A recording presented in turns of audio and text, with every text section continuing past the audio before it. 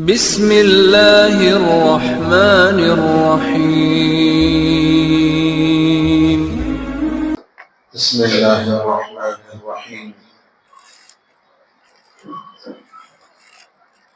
الحمد للہ وکفا وسلام علی عباده الذین اصطفى وعلى آلہ واصحابہ المجتبى اما بعد فأعوذ باللہ من الشیطان الرجیم بسم اللہ الرحمن الرحیم یا ایہا الذین آمنوا انما الخمر والمیسر والانصاب والازلام رجس من عمل الشیطان فاجتنبوه لعلکم تفلحون انما يريد الشيطان ان يوقع بينكم العداوة والبغضاء في الخمر والميسر ويصدكم عن ذكر الله وعن الصلاة فهل أنتم منتهون وقال صلى الله عليه وسلم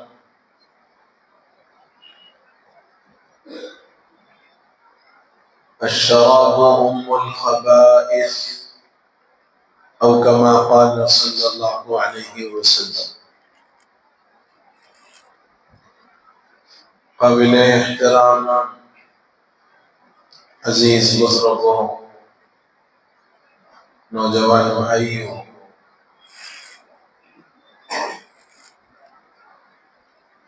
اس وقت ہماری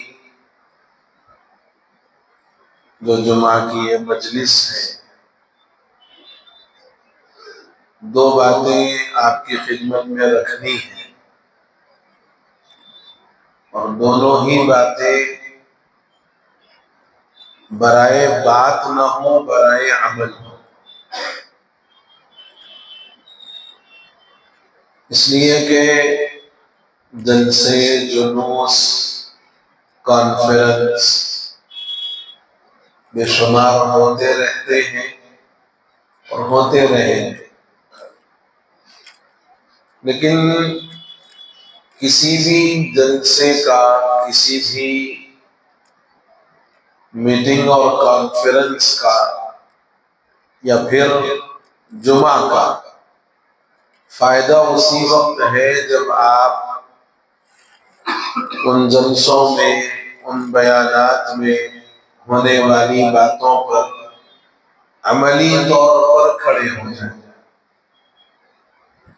ورنہ بیان سننا اور بیان کے بعد باہر نکل کر واہ واہ کرنا یہ کہنا کہ آج تو خطیب صاحب نے بڑا دھماکے دار بیان کیا آج خطیب صاحب بہت پرجوش طریقے سے بیان کر رہے تھے تو ان تعریفوں کے نہ تو خطبہ بھوکے ہیں نہ ان تعریفوں سے نہ عوام کا کوئی فائدہ ہے نہ بیان کرنے والے کا کوئی فائدہ ہے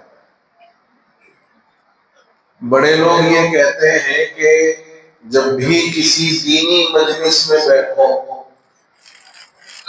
جہاں کہیں بھی دینی مجلس ہو دین کی بات ہو رہی ہو اس نیت کے ساتھ بیٹھو کہ جو باتیں اس دینی مجلس میں ہمارے کانوں میں پڑیں گی اور جو باتیں ہمارے سامنے آئیں گی ہم ان باتوں پر بصدق دل عمل کریں گے اس نیت کے ساتھ بیٹھنا ورنہ صرف سننے اور سنانے کی غرض سے بیٹھنا سننا یا سنانا یہ صرف کانوں کی عیاشی ہے یہ صرف کانوں کی عیاشی ہے اور جیسے ہمارے قائد مقننہ نے ایک مرتبہ ایوان اسمبلی میں ایک قصہ سنا کر کہا تھا کہ بھائی اس میں لینے دینے والی بات کہاں سے آ گئی تو نے میرے کان کو خوش کیا میں نے تیرے کان کو خوش کیا تو یہ کانوں کی عیاشی ہے، بغیر عمل کی نیت کے بیٹھنا سننا، یا پھر اس کو اپنے لیے معمول بنانا کہ صاحب جمعہ میں بیان ہوتا تو بیان میں جا کے بیٹھنا ہے اور سننا ہے۔ نہیں، یہ مقصد نہ ہو۔ مقصد یہ ہو کہ جو باتیں واقعتاً قابل عمل آئے ان باتوں پر بصدق دل عمل کرنا، اور اسی نیت کے ساتھ دینی محافل دینی جلسوں میں بیٹھنا، یہ ایک مسلمان کا دینی فریضہ ہے۔ جن دو باتوں پر آپ کی توجہ مبذول کروانی ہے، ان میں پہلی بات، قرآن مقدس میں اللہ رب العزت نے چند کاموں کو اور چند اعمال کو پہلے ذکر کیا، یہ کام یہ کام یہ کام، پھر اس کے بعد اس پر حکم لگایا، اور پھر اس کے بعد اس کام کی جو نحوست ہے اور اس کام کا جو برا اثر ہے اس برے اثر کو بیان فرمایا۔ قرآن جن اعمال کے بارے میں کہتا ہے، اللہ نے اہل ایمان کو مخاطب کر کے کہا، یا ایھا الذین آمنوا، اے ایمان والو، انما الخمر، یقیناً شراب، یقیناً شراب، والمیسر، جوا، والازلام، اور یہ جو نمبر لگا کر اپنی باری اور نمبر لگا کر جو ہم ڈرا وغیرہ کا استعمال کرتے ہیں، والازلام رجس من عمل الشیطان، یہ گندگی ہے۔ قرآن نے کہا رجسن، اور رجسن کس کو کہتے ہیں؟ عربی اگر کوئی جانتا ہو تو وہ واقف ہوگا کہ رجسن نجاست کو کہتے ہیں، گندگی پخانے کو کہتے ہیں، جو انسان کا فضلہ ہے۔ والانصاب والازلام رجس من عمل الشیطان، یہ گندگی ہے شیطان کے کاموں میں سے۔ یہ انسان اور اشرف المخلوقات کا کام نہیں ہے، یہ گندگی ہے اور شیطان کے کاموں میں سے ہے۔ آگے اللہ فرماتے فَاجْتَنِبُوهُ، ان سے بچو، ان سے کنارہ کش رہو، ان سے دور بھاگو۔ جیسے اگر آپ راستہ چل رہے ہو، راستے میں کہیں کوئی گندگی ہو، کسی جانور کی غلاظت ہو، کسی انسان کی غلاظت ہو، تو چلتے وقت میں آپ کتراتے ہوئے چلتے، حالانکہ دور پڑی ہوئی ہے گندگی اور نجاست، لیکن آپ چلیں گے کتراتے ہوئے، دامن بچاتے ہوئے، پاؤں کو احتیاط سے رکھتے ہوئے، تاکہ وہ گندگی، وہ نجاست اور وہ غلاظت کہ آپ قریب نہ جائیں، اس کے اثرات آپ تک، آپ کے کپڑوں تک نہ پہنچے۔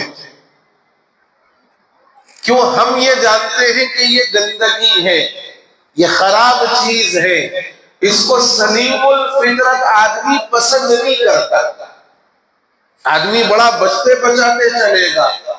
اور اللہ نے ان اعمال کو ذکر کر کے فرمایا کہ یہ گندگی ہے، شیطان کے اعمال میں سے ہے، فَاجْتَنِبُوهُ، ان سے بچتے رہو۔ کیا فائدہ ہوگا بچنے کا؟ بچنے کا فائدہ یہ ہوگا لَعَلَّكُمْ تُفْلِحُونَ، کہ تم کامیاب بن جاؤ گے، تم کامیاب بن جاؤ گے، تمہاری دنیا بھی بہتر بنے گی، آخرت بھی بہتر بنے گی۔ اور شیطان کیا چاہتا ہے؟ ان کاموں میں مبتلا کر کے تمہارے درمیان عداوت، دشمنی ایک دوسرے کے خلاف ابھارنے اور برانگیختہ کرنے کے جذبات تمہارے اندرون میں پیدا کرتا ہے۔ انما یرید الشیطان ان یوقع بینکم العداوۃ والبغضاء فی الخمر والمیسر۔ اوپر 4 باتوں کا ذکر کیا، انما الخمر والمیسر والانصاب والازلام، 4 باتوں کا ذکر کیا، شراب، جوا، لاٹری، اور وہ جو ہم تیر مار کر کہ بھئی آپ کا یہاں لگے گا تو یہ اٹھے گا، یہاں لگے گا تو یہ اٹھے گا، ازلام۔ عرب کے دور کے اندر ترکش کے اندر تیر رکھتے اور اس کے اندر حصے لکھ دیتے، سدس، خمس، ثمن، ثلث، ربع، یہ لکھ کر کے اس ترکش میں ان تیروں کو ڈال کر کے ہلاتے اور کہتے کہ اپنا اپنا تیر اٹھاؤ۔ اس میں ایک تیر ایسا بھی ہوتا جس میں کچھ لکھا نہ ہوتا، کہتے ایک جانور لے آتے اور اس کو کاٹتے، اونٹ لائے، اس کو ذبح کیا، اور یہ تیر ترکش پہ ڈال کر اس میں حصے لکھ کر اس کو ہلا دیا اور کہا کہ ایک ایک تیر اٹھاؤ، جس کے لیے جس حصے والا تیر اٹھتا وہ حصہ اس جانور کے گوشت میں سے اس کو دیا گیا۔ گویا یہ بھی ایک لاٹری ہے، اور کسی کے حصے میں ایسا تیر آتا جس پر کوئی حصہ نہیں ہے، جانور کے خریدنے میں وہ پیسے برابر ڈالتا، سارے ایک ساتھ شریک ہوتے، لیکن چونکہ تیر ایسا نکلا جس پہ کوئی حصہ نہیں ہے، کہا تمہارا کوئی حصہ نہیں۔ آج کل کی ہماری لاٹری سسٹم ایسا ہی۔ لیکن آگے اللہ رب العزت جو فرماتے ہیں، 2 برائیوں کا ذکر کر کے کہتے ہیں، شراب اور جوا، یہ 2 چیزیں، سٹا، آئی پی ایل کا سٹا، جی، شیئر مارکیٹ کا سٹا، جی، اور میچ چل رہا، میچ پر کون سی ٹیم جیتے گی اور کون ہارے گی، اس پر سٹا، یہ سارے کے سارے اسی ازلام کے اندر آتے ہیں، اسی ازلام کے اندر آتے ہیں۔ دوسری آیت میں اللہ فرما رہے ہیں، شیطان چاہتا ہے کہ تمہارے درمیان عداوت ہو جائے، دشمنی ہو جائے، ایک دوسرے کے خلاف ان کو بھڑکا دیا جائے، فی الخمر والمیسر، شراب اور جوئے سے متعلق، وَيَصُدَّكُمْ عَنْ ذِكْرِ اللَّهِ وَعَنِ الصَّلَاةِ، اور شیطان یہ بھی چاہتا ہے کہ ان برائیوں میں پڑ کر نہ تو تم ذکر کے رہو، نہ تو تم نماز کے رہو، نہ اللہ کے رہو، نہ خود کے رہو۔ وَيَصُدَّكُمْ عَنْ ذِكْرِ اللَّهِ وَعَنِ الصَّلَاةِ، کہ تم اب بھی بیدار نہیں ہوگے، فَهَلْ أَنْتُمْ مُنْتَهُونَ۔ ان آیات میں اللہ رب العزت نے جس بات کو بطور خاص بیان فرمایا، شراب اور جوئے سے متعلق، پورے ایمان والوں کو خاص طور پر متنبہ کیا کہ یہ وہ برائیاں ہیں جو ہر برائی کی جڑ ہے۔ شراب کو حدیث کے اندر فرمایا یہ ام الخبائث ہے، تمام برائیوں کی اماں ہے۔ ہاروت اور ماروت کا قصہ سنا ہوگا، قرآن پاک میں ہاروت اور ماروت کا ذکر آیا ہے شہر بابل میں۔ وَاتَّبَعُوا مَا تَتْلُو الشَّيَاطِينُ عَلَى مُلْكِ سُلَيْمَانَ وَمَا كَفَرَ سُلَيْمَانُ وَلَكِنَّ الشَّيَاطِينَ كَفَرُوا يُعَلِّمُونَ النَّاسَ السِّحْرَ وَمَا أُنزِلَ عَلَى الْمَلَكَيْنِ بِبَابِلَ هَارُوتَ وَمَارُوتَ۔ پہلے پارے میں یہ 2 فرشتے تھے، اور اللہ نے آزمائش کے طور پر ان کو شہر بابل میں اتارا تھا، اور یہ لوگوں کو سحر سکھایا کرتے تھے، جادو سکھایا کرتے تھے، لیکن یہ بھی کہتے کہ یہ جادو کا سیکھنا ایک فتنہ ہے، مت سیکھو، لیکن بہرحال آزمائش کی ان کو۔ میں جو عرض کرنا چاہ رہا ہوں وہ آگے کی بات ہے۔ پہلی بات یہ ذہن میں رکھو کہ شراب کیا ہے؟ ام الخبائث۔ کیا ہے؟ ام الخبائث، یعنی تمام برائیوں کی اماں۔ جڑ مت بولو، اماں بولو، تمام برائیوں کی اماں ہے۔ تو یہ شہر بابل میں جب یہ دو فرشتے بھیجے گئے، ان کے متعلق ایک روایت ہے، اسرائیلی روایت۔ اسرائیلی روایت کا کیا مطلب ہے؟ اسرائیلی روایت کا مطلب یہ ہوتا ہے کہ جمہور مفسرین نے، قرآن پاک کی تفسیر لکھنے والے بڑے بڑے علماء نے اس رائے اور اس روایت کو قبول نہیں کیا۔ بعض باتیں ایسی ہی چلی چلائی چل پڑی تو لوگوں نے بھی اس کو لیا اور اپنے جو ہے تفسیر کے اندر یا اپنے اقوال کے اندر اس کو بھی ذکر کر دیا۔ تو اس روایت کا یا اس رائے کا کوئی خاص اعتبار نہیں ہے، لیکن بتلانا مقصود یہ ہے کہ شراب نے کہاں سے کہاں تک آدمی کو پہنچایا، وہ سمجھنے کے لیے یہ واقعہ بڑا قابل عبرت ہے۔ تو ہاروت اور ماروت جو تھے، دیکھو ایک بات پھر یہاں کہتا ہوں، یہ فرشتے ہیں، معصوم ہیں۔ فرشتے کیا ہوتے ہیں؟ معصوم ہوتے ہیں، جیسے انبیاء معصوم ہیں، ہر نبی معصوم ہے۔ اور انبیاء کی عصمت اہل ایمان، اہل السنہ والجماعہ کا اجتماعی عقیدہ ہے، اجتماعی عقیدہ ہے۔ انبیاء بھی معصوم اور فرشتے بھی معصوم۔ تو فرشتے معصوم ہیں تو لازم بات ہے کہ ان سے کوئی ایسا عمل نہیں ہوگا جو خلاف شریعت ہو، خلاف فطرت ہو۔ یہیں سے یہ بات سمجھ میں آئی کہ یہ واقعہ معتبر نہیں۔ ارے بات سمجھ آ رہی ہے؟ آگے جو بات میں عرض کروں گا یہ تمہید بتا رہا ہوں کہ یہ ہاروت اور ماروت کو فرشتے معصوم، کوئی ایسا کام جو اللہ کے حکم کے خلاف ہو، اللہ کی مرضی اور منشا کے خلاف ہو، فرشتے نہیں کر سکتے۔ لہذا معلوم ہوا کہ یہ جو واقعہ ہے بتایا گیا یا اسرائیلی روایت سے دیا گیا، یہ قابل اعتبار نہیں ہے، لیکن میں صرف سمجھنے کے لیے یہ واقعہ ذکر کر رہا ہوں، بات اپنی سمجھانے کے لیے یہ واقعہ ذکر کر رہا ہوں۔ اس واقعے کے اندر یہ بات لکھی ہے کہ ہاروت اور ماروت کو ایک عورت سے محبت ہو گئی۔ ہاروت اور ماروت کو ایک عورت سے محبت ہو گئی، دونوں ایک پر فریفتہ ہوئے اور دونوں نے اس عورت کے سامنے شادی کا پرستاو رکھا، پیغام بھیجا کہ ہم سے نکاح کر لو، ہم سے نکاح کر لو۔ دیکھو سمجھتے جاؤ، یہ سب چیزیں فرشتوں کی عصمت کے خلاف ہیں۔ یہ بات سمجھتے ہوئے واقعہ سنا کہ بھئی ان کو شادی کی کوئی ضرورت ہی نہیں ہے، بھئی فرشتوں کو شادی کی کوئی ضرورت ہی نہیں ہے۔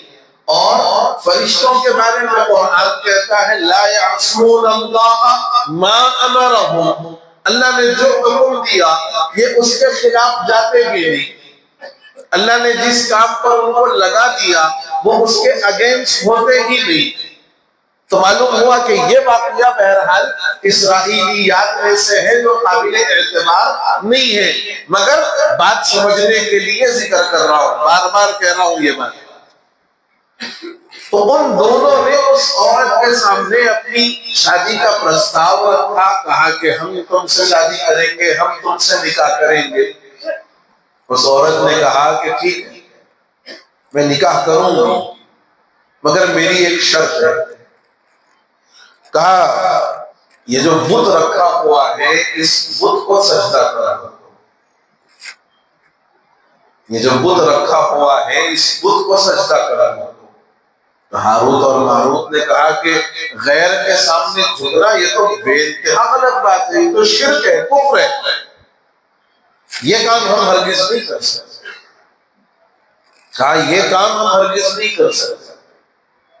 تو اس عورت نے کہا کہ چلو ٹھیک ہے، تم کو ایک دوسرا آپشن دیتی ہے، اور وہ آپشن یہ ہے کہ یہ جو بچہ یہاں سے گزر رہا اس کو قتل کر دو، اس کو قتل کر دو۔ ہاروت اور ماروت نے کہا کہ بلا وجہ کسی کو ناحق قتل کرنا یہ بھی بہت بڑا گناہ ہے، لہذا ہم یہ کام بھی نہیں کر سکتے، ہم یہ قتل والا کام بھی ہم سے نہیں ہوگا۔ تو عورت نے کہا کہ چلو تمہارے لیے ایک تیسرا آپشن ہے، کہا یہ شراب رکھی ہے اس کو بھی۔ کیا کہا؟ یہ شراب رکھی ہے اس کو بھی۔ تو ان دونوں نے یہ دیکھا کہ بھئی چلو نہ بدھ کو سجدہ کرنا ہے، نہ کسی کو قتل کرنا ہے، شراب رکھی ہے، شراب پینا ہے بس۔ تو دونوں گئے اور دونوں نے شراب پی لی۔ دیکھو یہ پھر وہی کہہ رہا ہوں، یہ سب باتیں ہاں یہ سمجھنا، یہ حوالے بار بار دیتا جا رہا ہوں۔ شراب پی لی۔ اب جو میں نے وہ بات کہی تھی کہ شراب برائیوں کی اماں ہے، شراب پینے کے بعد ان دونوں نے اس بچے کو قتل بھی کیا، اس بت کے آگے سجدہ بھی کیا۔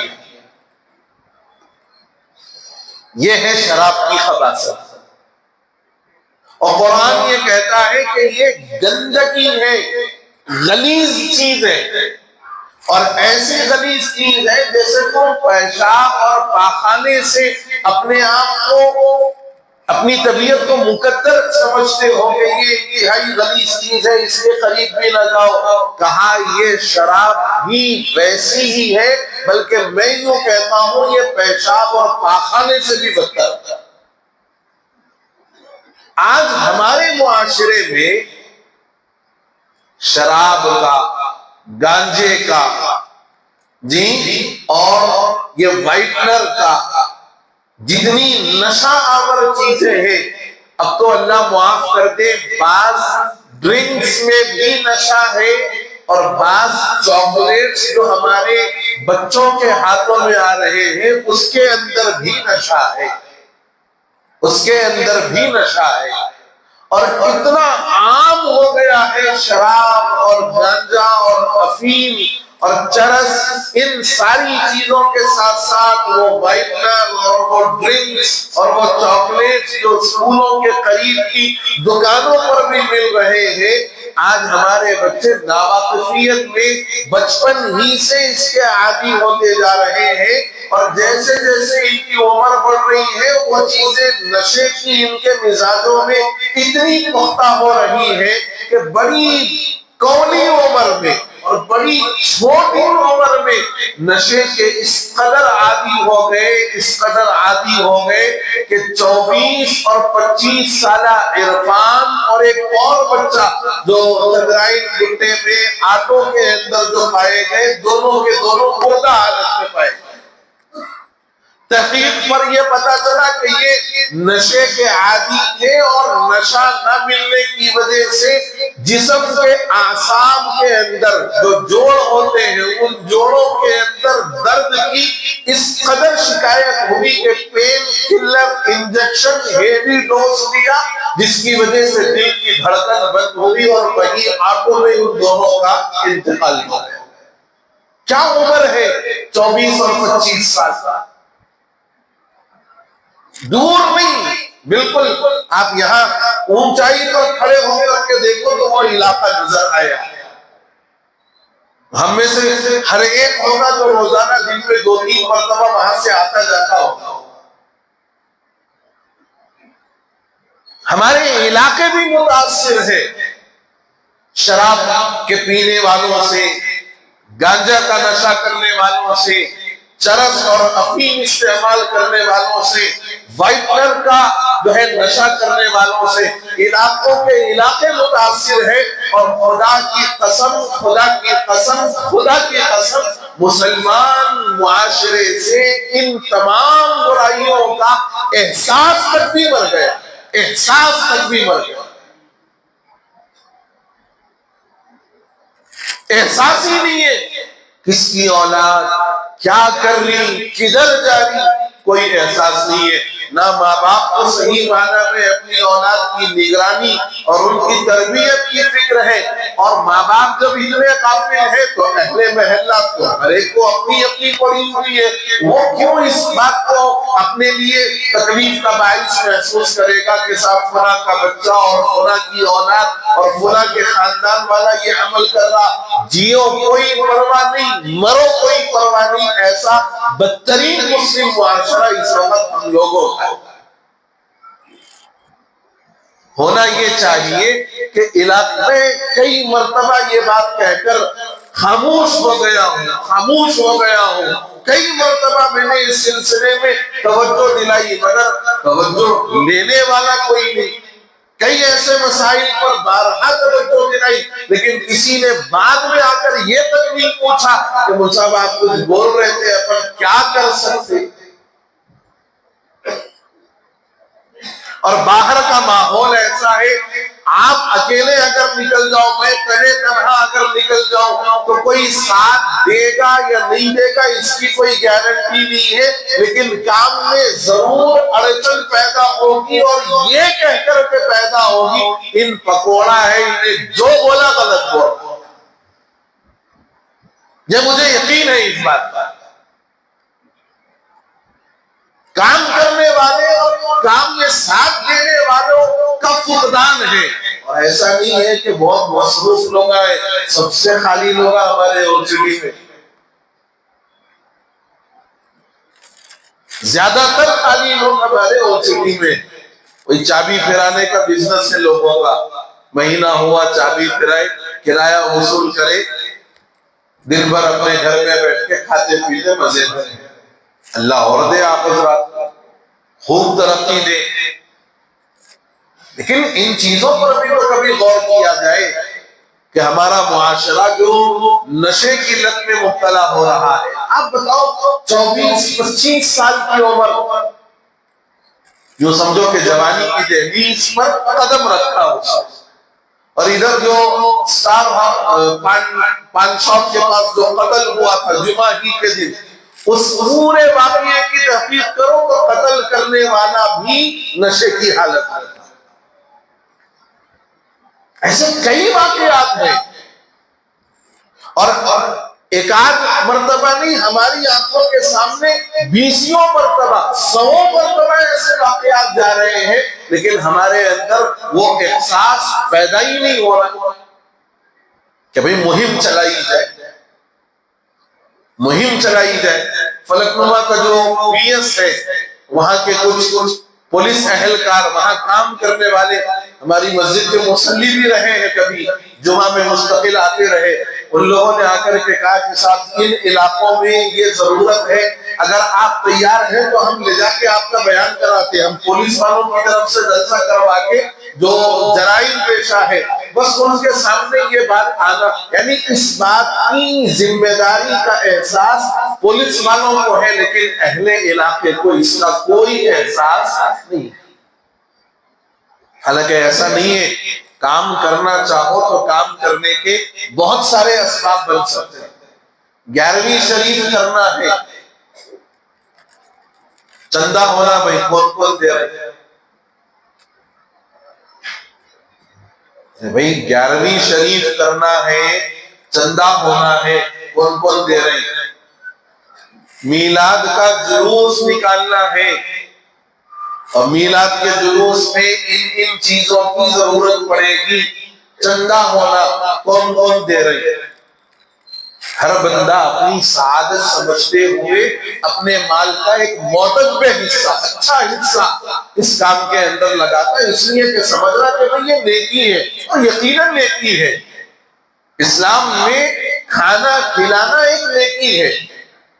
ایو الاسلامی افضل، بخاری کی روایت ہے، حضور سے صحابہ نے پوچھا ایو الاسلامی افضل، اے اللہ کے رسول اسلام کی کون سی عادت، کون سا عمل بہت زیادہ مقبول ہے، بہت زیادہ افضل ہے؟ حضور نے 2 باتیں ارشاد فرمائی، تطعم الطعام و تقرئ السلام، کھانا کھلانا اور سلام کرنا، عرفت ومن لم تعرف، اس کو بھی سلام کرنا جس کو آپ جانتے ہو، اور اسے بھی سلام کرنا جسے آپ نہ جانتے ہو۔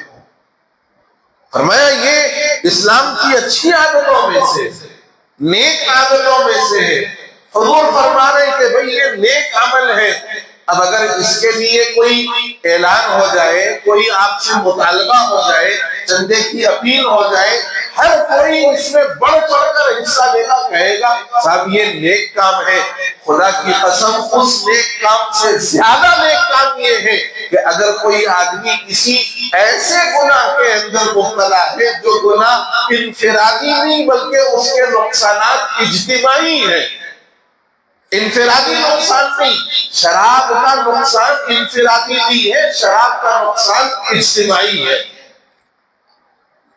ایک مثال دیتا ہوں اجتماعی نقصان کیسا ہے، وہ مثال دیتا ہوں۔ شراب پیے بعد انہیں تو شکتیمان بنا ہوا ہے، شراب پی لیا اس کے بعد تو انہیں شکتیمان بن گیا۔ اب ان جب شکتیمان بن کے زبان سے اپنی شکتیاں نکالتے رہتا ہے، تیری ماں کی، تیری بہن کی، تیری وہ رے، تیری یہ رے، تیرے خاندان کی، تیرے خاندان کی، بولتا نہیں بولتا، تو اطراف و اکناف میں رہنے والے جو چھوٹے چھوٹے معصوم بچوں کی میموری اللہ رب العزت نے ایسی بنائی ہے کہ وہ مومنٹس دیکھ کے ان الفاظ کو اپنے ذہن میں محفوظ کرتے ہیں۔ آپ کو بولنے کی ضرورت نہیں ہے، بیٹا غصے میں آیا تو بولنا، تیری ضرورت نہیں ہے اس کو، ان کیچ کر لیتا، اس کی میموری ویسی اللہ رب العزت نے بنائی۔ تو یہ جو معصوم بچے ہمارے کہ بھئی جس گھر کے اندر پیدا ہوئے، جس گھر میں پلے بڑے، سب کچھ ہوا، گھر میں باپ بھی بڑا شریف، انتہائی نیک، آپ سے نیچے بات نہیں کرنے والا، اماں بھی بڑی نیک، انہیں بھی اچھی تربیت کرنے والی، لیکن باہر لڑائی ہو رہی تھی، لڑائی میں یہ بچہ بھی شریک تھا، لڑتے لڑتے ہیلے آیا اور سامنے مارنے کے واسطے آیا تو بچہ تیری گالی دے دیا۔ نہ تو اماں سکھائے نہ بابا سکھائے، کہاں سے سکھا؟ شکتیمان کی شکتی سے سکھا، کہاں سے سکھا؟ ارے سمجھ میں آئی بات؟ ایسے ہی جب پی کر پورے محلے میں ادھم مچایا تو پیشنٹوں کی نیند خراب، کام کرنے والوں کے کام خراب، انہوں نے لڑ لیا، روڈ پہ ڈال کے بیوی کو مار رہا، بچوں کو مار رہا، محلے میں خودرو ہو رہی۔ اب وہ محلے میں خودرو ہو گئی، وہ محلے میں کوئی اچھا شریف آدمی رہنے کے واسطے آیا، ان بولتا وہ محلے میں رہتے تھے، حالانکہ انہیں نہیں کرا، انہیں نہیں کرا ایسا۔ اس لیے کئی مرتبہ ایسا ہوتا کہ جو علاقے بلیک لسٹڈ ہوتے چند لوگوں کی وجہ سے، وہاں بچیوں کے رشتوں کے آنے میں بھی مسئلہ ہو جاتا، تو لوگ اپنے گھراں شادیوں کے حد تک کے واسطے شفٹ کر کے، شادی کر کے ایک آدھ سال ہو گئے بعد پھر منتقل ہو رہے۔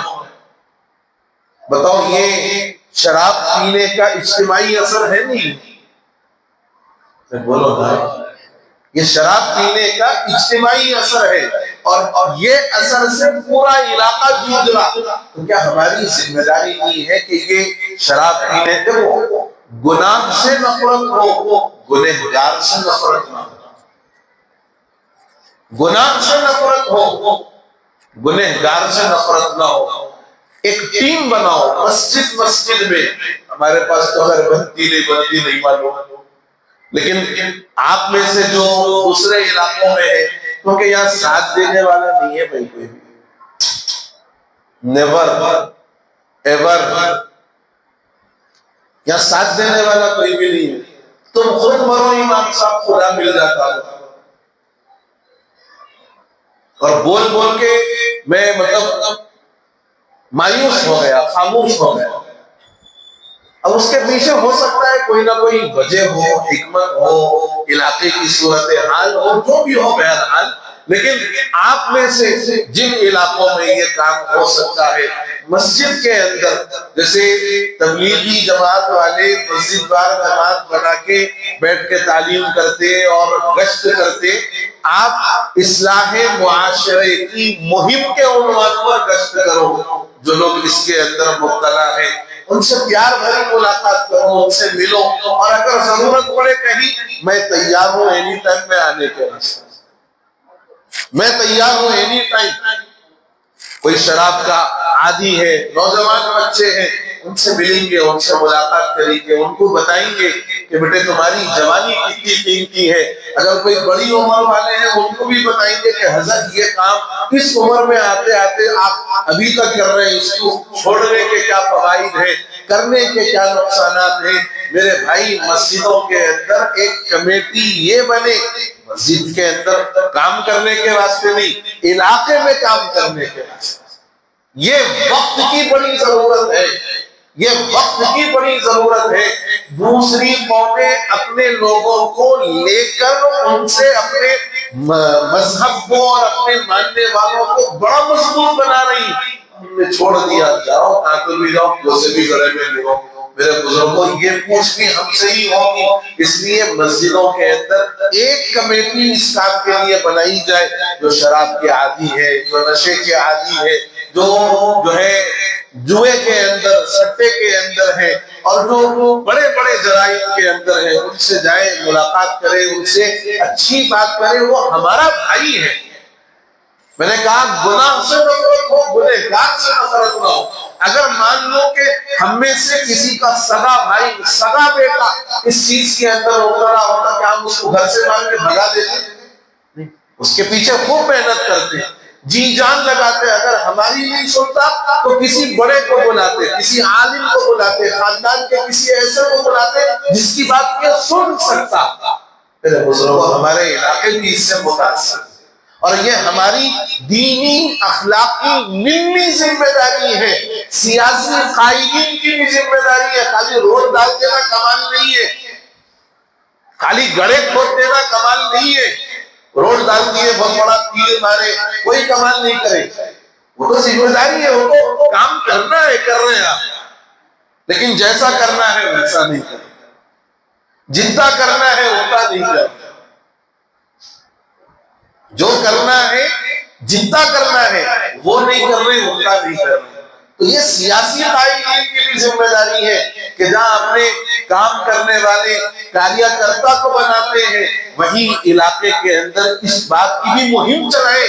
سیاسی اعتبار سے ہو سکتا کہ سیاسی اعتبار سے چلانے پر اور زیادہ اثر ہو، تو یہ بحیثیت مسلمان، بحیثیت اہل علاقہ ہم سب کی ذمہ داری ہے۔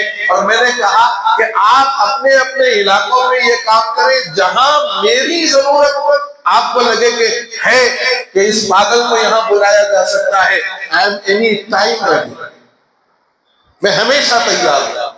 اللہ تعالیٰ مجھے آپ کو کہنے اور سننے سے زیادہ توفیق عمل نصیب فرمائے۔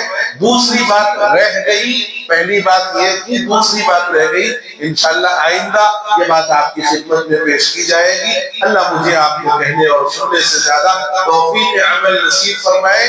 مسلمانوں کو منشیات، نشہ، شراب اور جتنی بری عادتیں ہیں، اللہ ہمارے پورے معاشرے کو ان برائیوں سے پاک اور محفوظ فرمائے، اور جو مبتلا ہو گئے ہیں اللہ ان کو بھی ہدایت دے اور اس سے سچی پکی توبہ کی توفیق عطا فرما دے۔ آمین یا رب العالمین۔ وآخر دعوانا ان الحمد للہ رب العالمین۔